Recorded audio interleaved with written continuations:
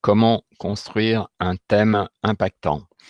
Alors, dans les thèmes impactants, on va en écouter ensemble. Ce qui est la caractéristique des thèmes qui sont très vite mémorisables et très vite des thèmes qui donnent beaucoup de force, c'est qu'ils utilisent la symétrie. Alors la symétrie, c'est un peu comme des répétitions, mais c'est pas exactement des répétitions parce qu'il y a la plupart du temps des variantes. Mais on retrouve des éléments qui reviennent plusieurs fois. C'est plutôt des phrases ouvertes, un petit peu comme des questions, questions-réponses. Et il y a souvent un petit motif mélodique et ou rythmique qui se développe dans ce thème. Alors, ce que je vous propose, c'est que je vous montre déjà au piano, dans un exemple, de quoi je parle.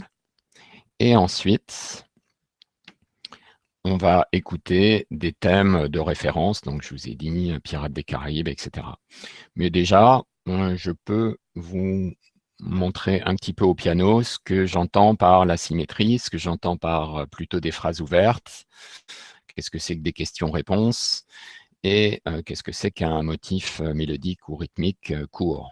Imaginons que je vais prendre un thème vraiment hyper basique, puisque là, c'est dans un but pédagogique. Hein, ça ne va pas être de créer le tube de l'été, mais juste d'essayer de dire les choses clairement. Alors, si je fais cette première cellule, toute simple, ça, c'est ma première cellule. La symétrie, ça va être d'avoir tout de suite après presque la même chose. J'appelle ça A, et ça, j'appelle ça A', c'est-à-dire presque la même chose que A, mais avec une légère variante, et éventuellement la troisième fois, là je suis dans le cadre d'un thème en 3 parties, eh bien je peux reprendre et développer.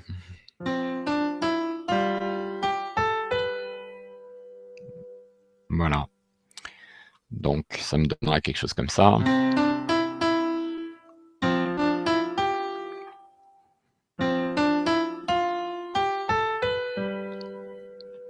Voilà. Alors, ça, ici, on a vu qu'il y a la symétrie, c'est-à-dire que je pars toujours de ce même début. C'est ce qui me donne la symétrie de mon thème. C'est ce qui fait la différence. Le fait d'avoir de la symétrie, c'est souvent ce qui fait la différence entre une simple mélodie et un thème, c'est-à-dire quelque chose qu'on perçoit immédiatement comme un thème et non pas comme une simple mélodie.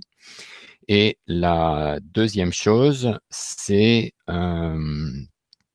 que c'est structuré, c'est-à-dire que ça va quelque part. Alors, le motif court, on l'a bien vu, hein, c'est Do, Ré, Mi, ça ne vous a pas échappé. Le dernier point que je n'ai pas montré, c'est que c'est plus sympa d'avoir quelque chose d'ouvert sous forme de question. C'est-à-dire que si je fais... C'est un peu comme si je posais une question parce que j'attends la suite. Là aussi, je pose une question. Alors, imaginons que j'ai construit mon thème différemment. Là, c'est fermé. Parce que ça, je peux m'arrêter là. Donc ça, c'est plus une réponse. Voilà. C'est ce que j'appelle fermé. Et ça, c'est ouvert. Parce que ça attend la suite. Et quand je pose des questions ici, je peux avoir, par exemple, des réponses. Alors, première question. Je repose ma question.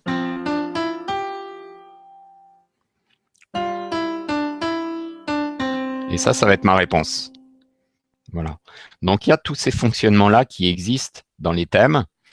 à la fois d'avoir des motifs courts qui se développent, à la fois d'avoir une structure, c'est-à-dire qu'on a là, dans mon exemple très basique, on a une sorte de A', B, c'est-à-dire que la première fois Do, Ré, Mi, la deuxième fois Do, Ré, Mi, mais avec Sol en plus. Donc, c'est très proche, j'appelle ça A'. Et puis, la troisième fois, je vais développer. Et donc, j'appelle ça B. Voilà.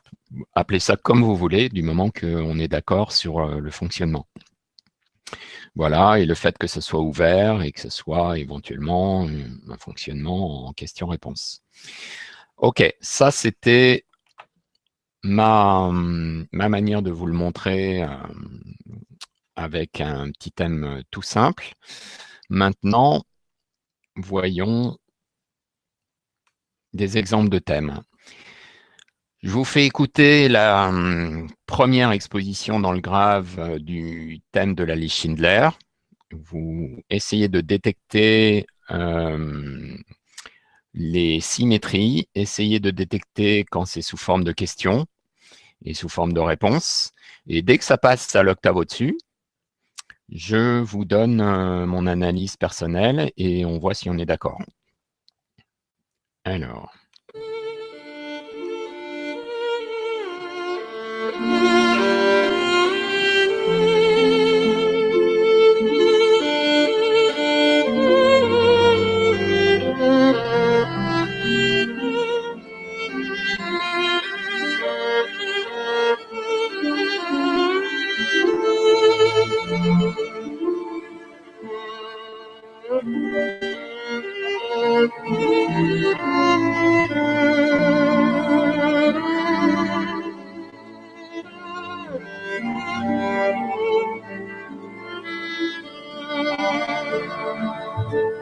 Ok.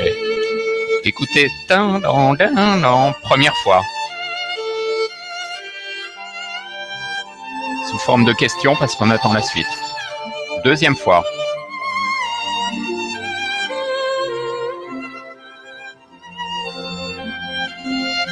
Troisième fois. Encore sous forme de question parce qu'on attend la suite. La phrase n'est pas finie. Quatrième fois.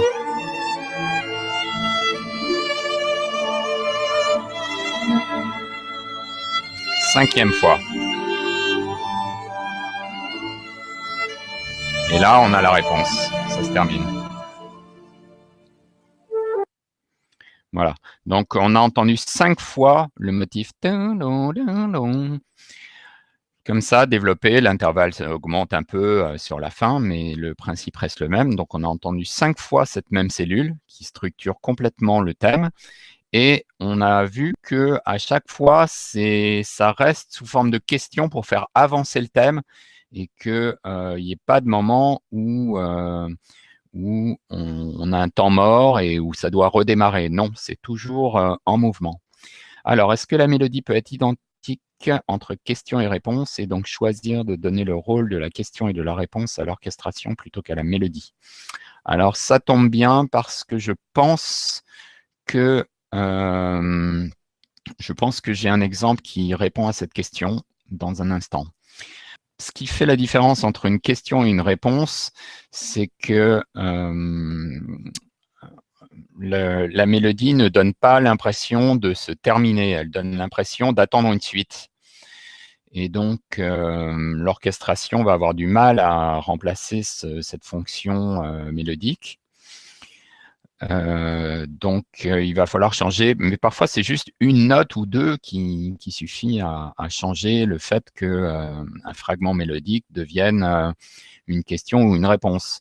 Quand j'ai fait mon petit exemple avec Do, Ré, Mi, si je fais Do, Ré, Mi, c'est une question, si je fais Mi, Ré, Do, c'est une réponse. Voilà. Ou Do, Ré, Mi, Do, ça sera plutôt une réponse parce que je ferme ma phrase avec le Do qui est la tonique. Et donc, ma phrase devient fermée.